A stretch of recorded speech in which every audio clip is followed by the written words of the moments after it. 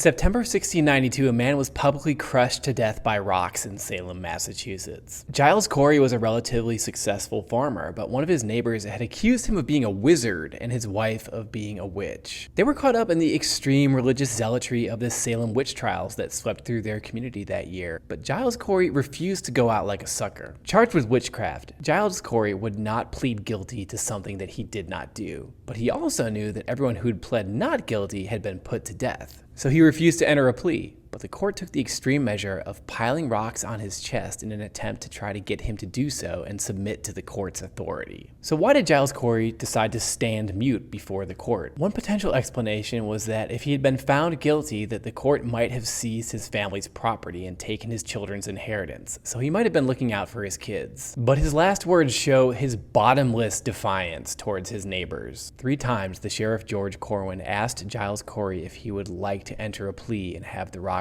removed, and 3 times Giles Corey responded, "More weight," or "more rocks." My personal favorite interpretation of what he was saying with his last words was basically, I would rather die than spend another day listening to you people. I guess sometimes the pressures of living in a small town can be overwhelming. Giles Corey refused to submit to them.